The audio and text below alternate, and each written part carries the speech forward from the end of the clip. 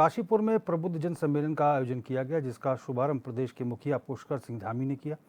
सम्मेलन स्थल पर भारी उत्साह दिखा और काफ़ी लोग सम्मेलन में शामिल हुए।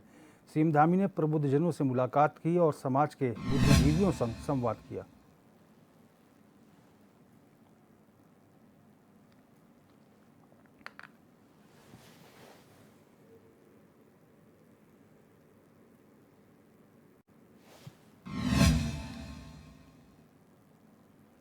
अपने शासकीय आवास पर सीएम धामी ने प्रदेश के सभी जिलाधिकारियों के साथ आपदा प्रबंधन, कानून व्यवस्था, पुनर्निर्माण और प्रशासनिक कार्यों की समीक्षा बैठक की। इस दौरान आपदा प्रभावितों को मानक अनुसार त्वरित सहायता राशि प्रदान करने, किसानों के नुकसान का आकलन कर शीघ्र रिपोर्ट भेजने के साथ ही नदी नालों के पास किसी भी प्रकार के निर्माण को प्रतिबंध करने के लिए अधिकारियों को निर्देश दिए। सीएम धामी ने अधिकारियों को चारधाम यात्रा मार्ग की सड़कों को 15 दिन के भीतर दुरुस्त करने, धर्मांतरण कानून के तहत दर्ज मामलों की समीक्षा करने के साथ ही सीमावर्ती क्षेत्रों में संदिग्ध व्यक्तियों पर कड़ी निगरानी रखने और उन्हें वापस भेजने की कार्रवाई सुनिश्चित करने के लिए निर्देशित किया।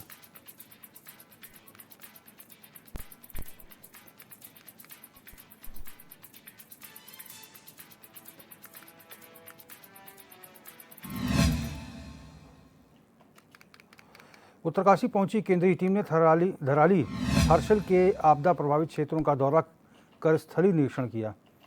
टीम के निरीक्षण का मकसद आपदा के कारण हुए नुकसान का विस्तृत आकलन करना और राज्य सरकार की तरफ से चलाए जा रहे राहत और पुनर्वास कार्यों की समीक्षा करना रहा है। टीम के सदस्य आर्मी हेलीपैड हर्षिल पहुंचे, जहां जिलाधिकारी प्रशांत आर्य और पुलिस अधीक्षक सरिता डोभाल ने स्वागत किया। जिलाधिकारी ने टीम को जनपद में आपदा के दौरान परिसंपत्तियों को हुए नुकसान और जनहानि से संबंधित आंकड़ों की विस्तृत जानकारी दी। केंद्रीय टीम ने धराली आपदा में प्रभावित क्षेत्रों में कार्य करने वाले स्थानीय अधिकारियों और प्रभावित लोगों के साथ बातचीत कर स्थिति की समीक्षा की। स्थानीय लोगों ने टीम के समक्ष अपनी समस्याएं रखी और उनके निस्तारण किए जाने का अनुरोध किया।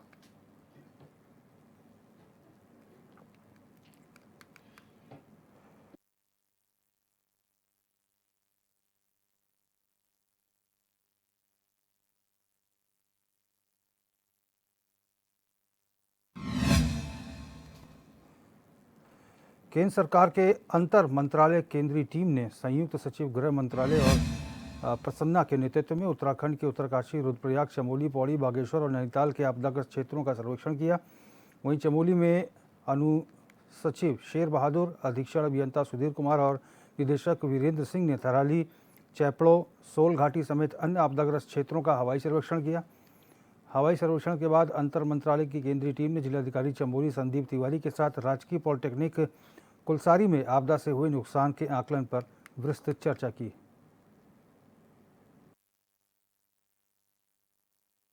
केंद्र की टीम आई थी आपदा का निरीक्षण करने पूरे जनपद का, और हवाई सर्वे में नंदानगर, थराली, चेपड़ो सभी क्षेत्रों का एरियल सर्वे किया गया। उसके अतिरिक्त एक प्रस्तुतिकरण पूरे जनपद का उनको दिया गया, जिसमें करीब 1120 करोड़ का जो क्षति का आंकलन अभी तक जिले में हमने आंकलन निकाला है, उसका विस्तृत जानकारी टीम को दी है। और टीम पूरी भ्रमण और प्रस्तुतिकरण से संतुष्ट है और आशा करते हैं कि जल्द ही जो हम विस्तृत रिपोर्ट भेजेंगे उस पर एक सकारात्मक कार्यवाही होगी। फौरी राहत तो राज्य सरकार द्वारा दी जा रही है। जिनके पूर्णतः क्षतिग्रस्त हुए थे मकान, उनको 5 लाख की राशि और मृत्यु के केस में 5 लाख की धनराशि माननीय मुख्यमंत्री जी की घोषणा अनुसार दिए जा रहे हैं।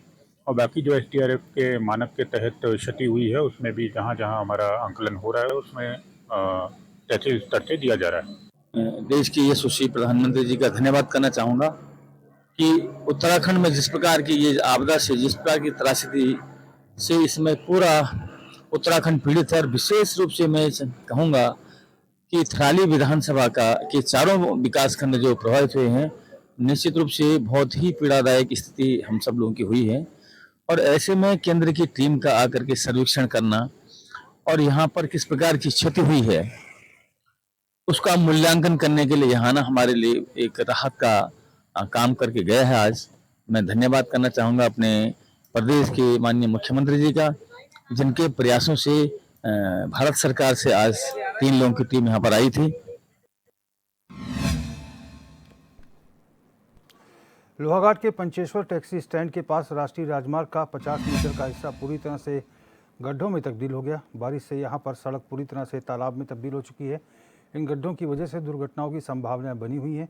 सोमवार को नवनियुक्त भाजपा जिला उपाध्यक्ष कैलाश पांडे और सामाजिक कार्यकर्ता उमेश कालाकोटी के साथ ही स्टैंड के वाहन चालकों ने कहा, कई महीनों से यहाँ पर सड़क में कई बड़े बड़े गड्ढे बने हुए हैं। एनएच के अधिकारियों को जानकारी होने के बावजूद कोई संज्ञान नहीं लिया जा रहा।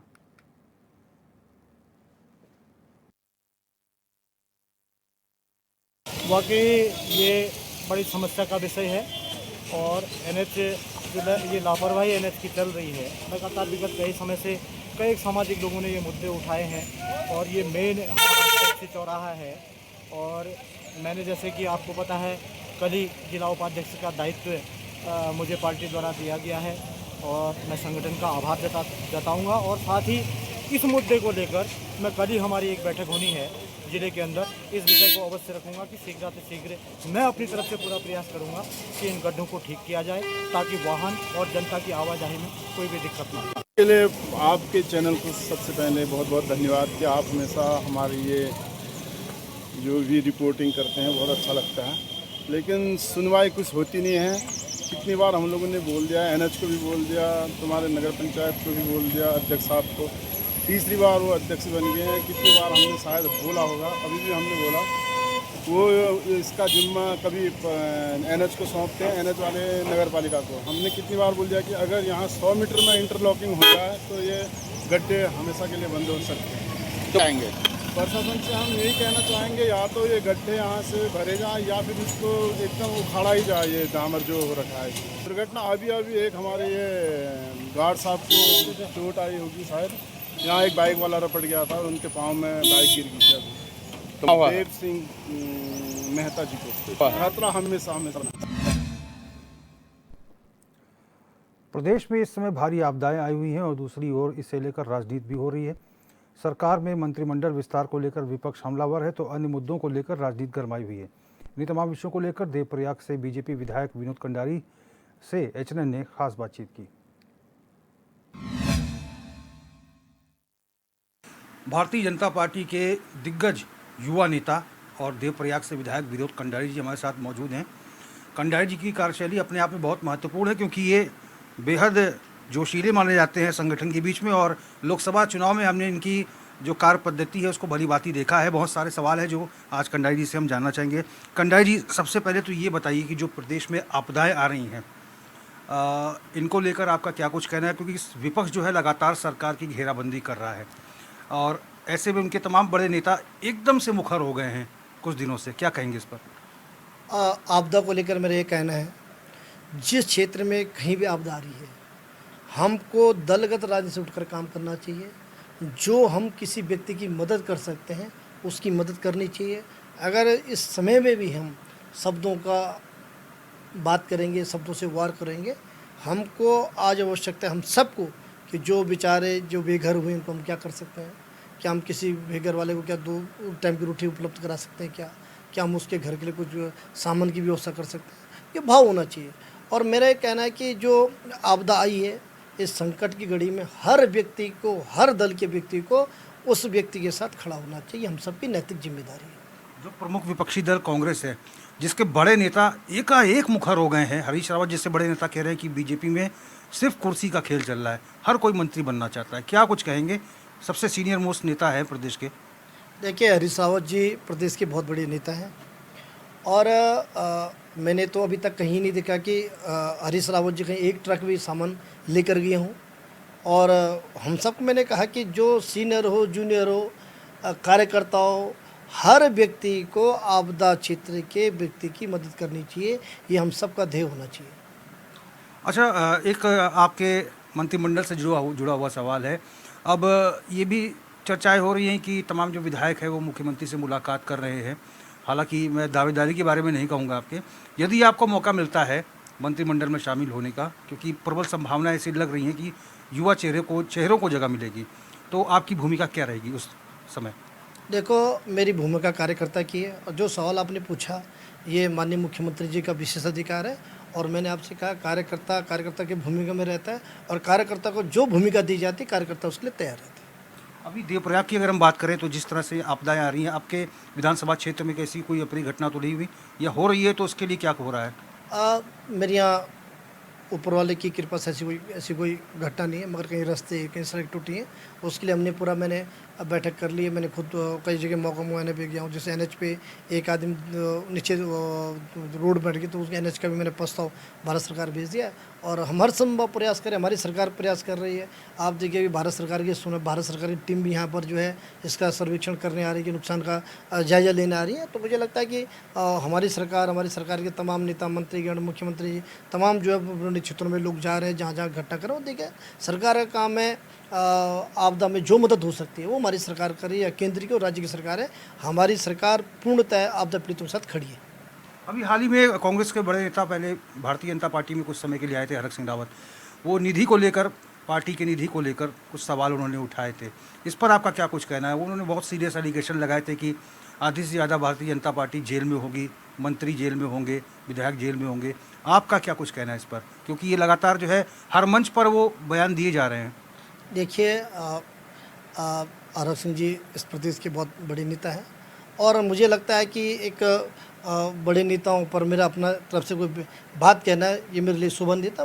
मेरा केवल इतना कहना है कि कोई भी जननेता हो, हमको हर बात सोच समझ के बात करनी चाहिए। क्योंकि हम अगर कहीं टीवी डिबेट में बात कर रहे हैं, या हम कहीं सर्विंग स्थल पर मंच से हम कुछ कह रहे हैं, तो हमको आने वाली पीढ़ी भी हमको दिख रही है। और अब मुझे लगता है जो किसी भी दल के जो राजनेता हैं और जो नई पीढ़ी, हमको कहीं ना कहीं जो है हमको रोल मॉडल के रूप में भी लोगों को, राजनेताओं को, हमने भी किसी को अपनी पार्टी के अंदर किसी को रोल मॉडल माना होगा, जिसको हम आज भी देखते होंगे, जिसको हम फॉलो करते होंगे। तो मेरा कहना है कि राजनीति में व्यक्तिगत संबंधों का ध्यान जरूर रखना चाहिए। धन्यवाद कंडारी जी। Thank you. तो हमने बात की भारतीय जनता पार्टी के युवा नेता देवप्रयाग से विधायक विनोद कंडारी जी से। विनोद कंडारी जी से हमने सामाजिक विषयों को लेकर, राजनीतिक विषयों को लेकर, मौजूदा परिप्रेक्ष्य में जो घटनाएं घटित हो रही हैं, तमाम विषयों को लेकर खास बातचीत की। अपने कैमरा पर्सन तिलक शर्मा के साथ में रोहित विक्रम सिंह और चैनल 24। भाजपा प्रदेश महामंत्री आदित्य कोठारी ने कहा कि स्वदेशी आंदोलन देश की आज़ादी की लड़ाई से जुड़ा रहा है और महात्मा गांधी ने चरखा चलाकर खादी को प्रोत्साहित करते हुए आत्मनिर्भरता का संदेश दिया। उन्होंने कहा कि प्रधानमंत्री नरेंद्र मोदी ने वर्ष 2047 तक भारत को विकसित राष्ट्र बनाने का लक्ष्य रखा है और इसे पूरा करने के लिए आत्मनिर्भरता बेहद आवश्यक है। कोठारी ने कहा कि देश में वैज्ञानिकों, संसाधनों और काम करने वाले युवाओं की कोई कमी नहीं है। ज़रूरत केवल स्वदेशी को अपनाने और आत्मनिर्भर बनने की है।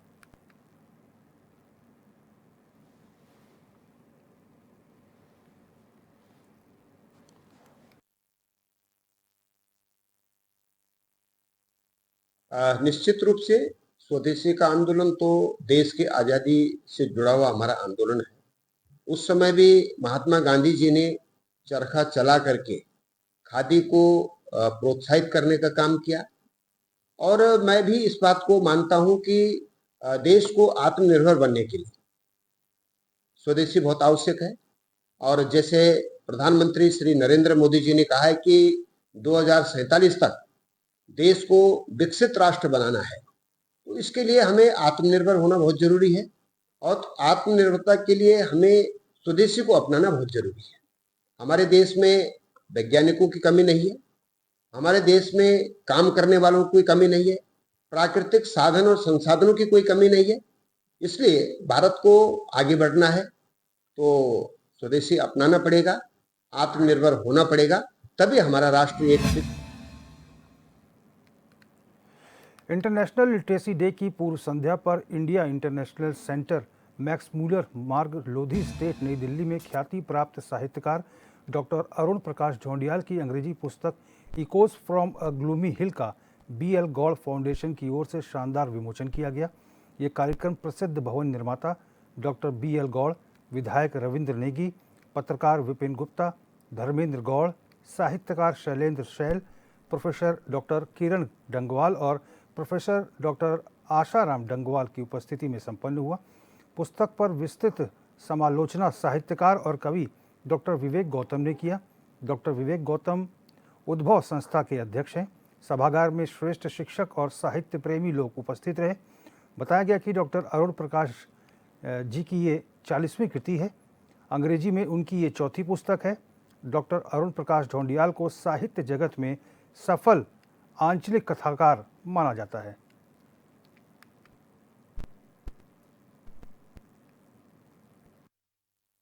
पुस्तक मैंने हमारे पहाड़ में 2 फॉरेस्ट रेंज हैं, बहुत बड़े बड़े फॉरेस्ट रेंज हैं। एक है अद्वानी फॉरेस्ट रेंज और एक है आपका दूधाधुनी फॉरेस्ट रेंज। लेकिन जी से निवेदन करूंगा, ये 2 फॉरेस्ट रेंज इतने बड़े हैं कि इनकी चर्चा है। भले ही दूधाधुनी फॉरेस्ट रेंज गढ़वाल में है, लेकिन उसका जो कार्य संचालन है, जो गिना जाता है, वो गिना जाता है आपका अल्मोड़ा में। इस पहाड़ की जो ऊंचाई है लगभग जहां तक कि वहां बसागत है, लगभग 11,000 फीट समुद्र तल से इतने से ऊंचा होगा। उसके नीचे की जो पहाड़ियां हैं, वहां में जो रहने वाले लोग हैं, उनके विषय में मैंने इस पुस्तक को लिखा है। देहरादून के कलेक्ट्रेट सभागार में लगे जनता दरबार में जिलाधिकारी सविन बंसल ने जनता की 125वीं समस्याएं सुनी। दूर दराज से पहुंचे लोगों ने अतिक्रमण, पेयजल संकट, सड़कों की खराब स्थिति, बिजली पोल शिफ्टिंग, भूमि विवाद, मुआवजा और आर्थिक सहायता जैसी शिकायतें रखी। हर्रावाला, भाटगढ़ी और बादामवाला में सरकारी और सार्वजनिक भूमि पर अवैध कब्जों की शिकायतों पर तत्काल कार्रवाई के निर्देश दिए।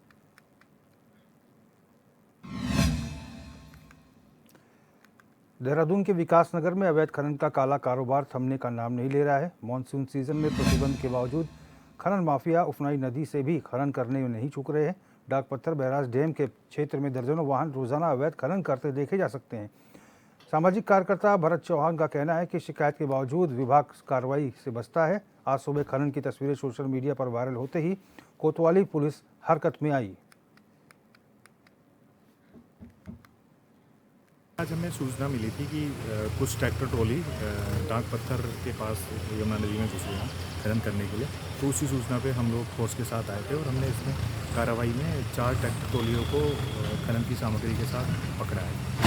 तो इनके विरुद्ध कार्रवाई की जा रही है। ये बड़ा दुर्भाग्य का विषय है कि जब हम विकास नगर की बात करते हैं तो विकास नगर की चाहे वो आसन नदी हो, चाहे वो यमुना नदी हो, चाहे वो टॉस नदी हो, सब जगह अवैध खनन बड़ी मात्रा में हो रहा है। और ऐसे समय में हो रहा है जब नदियों में खनन पूर्णतः वर्जित है, क्योंकि नदियों में पानी अत्यधिक है।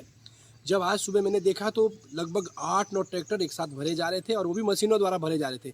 इस संबंध में मैंने विधिवत खनन अधिकारी से भी बात की है, सीओ विकास नगर से भी बात की है, परंतु उनका एक रटा जवाब रहता है कि पुलिस कहती है कि हमारे पास इतनी फोर्स नहीं है, खनन विभाग के लोग कहते हैं कि हमारा बहुत बड़ा क्षेत्र है। मुझे इस बात पे बड़ा कष्ट है कि सरकार के नाक के नीचे ये चोरी हो रही है, तो ये उचित नहीं है और ये खनन है कहीं ना कहीं रुकना चाहिए। और अवैध खनन के कारण जब बड़ी संख्या में इनके ट्रैक्टर निकलते हैं तो बहुत। विकासनगर तहसील परिसर में वकीलों और आरटीआई एक्टिविस्ट के बीच हुआ विवाद अब बड़ा रूप ले चुका है।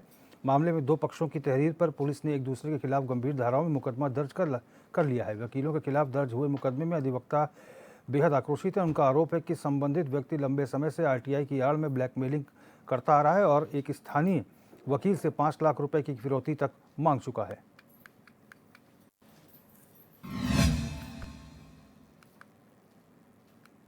नैनीताल संसदीय क्षेत्र से सांसद अजय भट्ट ने राजीव जायसवाल को अपना वाणिज्य सांसद प्रतिनिधि घोषित किया है। इस जिम्मेदारी मिलने के बाद प्रदेश भर में व्यापारियों में उत्साह का माहौल देखा जा रहा है।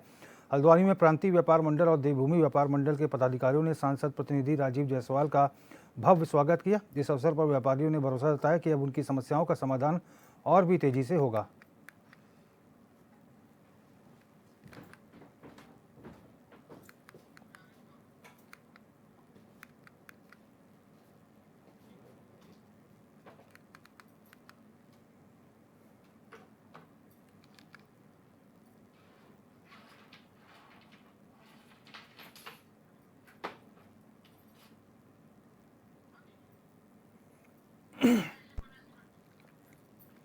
तो राजीव जायसवाल का कारोबारियों ने स्वागत किया है।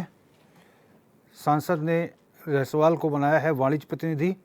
सांसद अजय भट्ट ने उनको अपना वाणिज्य प्रतिनिधि बनाया है और इसी को लेकर व्यापारियों में खुशी की लहर है।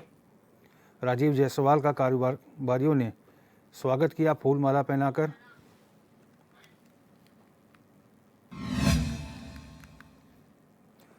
राजधानी देहरादून में राजपुर रोड स्थित एक घर में देहरादून पुलिस ने ANTF यानी एंटी नारकोटिक्स टास्क फोर्स की टीम ने छापेमारी की। जानकारी के मुताबिक टीम को सूचना मिली थी कि एक घर में पार्टी का आयोजन किया गया है जिसमें ड्रग्स का इस्तेमाल किया जा रहा है। बताया जा रहा है कि जिस घर में पार्टी का आयोजन किया गया था वो किसी नेता का आवास है। सूत्रों की माने तो पार्टी में राजनीतिक हस्तियां भी मौजूद थीं। छापेमारी में पुलिस ने कुछ लोगों को हिरासत में लेकर मेडिकल टेस्ट करवाया है। तो पार्टी में नारकोटिक्स डिपार्टमेंट जो है उसने जो है छापेमारी की है। यहाँ पर एक पार्टी चल रही थी। पार्टी में तमाम जो लोग हैं वो मौजूद थे, राजनीतिक हलकों से भी लोग मौजूद थे। और ऐसे में SSP देहरादून अजय सिंह ने बताया कि ऐसे किसी भी आयोजन जिसमें मादक पदार्थों का इस्तेमाल किया जाएगा उसके खिलाफ पुलिस कार्रवाई जारी रहेगी। साथ ही मेडिकल रिपोर्ट आने के बाद भी आगे की कार्रवाई जारी रहेगी। हालांकि इस मामले से राजनीतिक गलियारों में हलचल तेज हो गई है।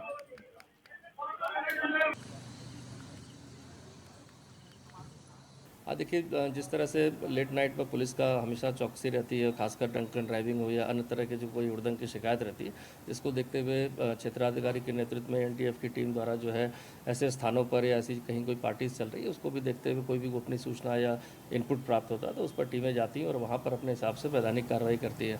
इसी को देखते एक सूचना के आधार पर पुलिस टीम वहाँ पर गई थी और वहाँ पर एक पार्टी के दौरान वहाँ चेक भी किया गया और जो संदिग्धता के आधार पर कि कहीं कोई ड्रग्स का यूज़ ना हो रहा या कोई अन्य कोई ऐसी चीज़ ना हो, उसको देखते हुए 11 लोग के जो है ब्लड सैंपल भी लिए गए, जिनकी रिपोर्ट प्राप्त होने के बाद उसमें आगे कार्रवाई की जाएगी।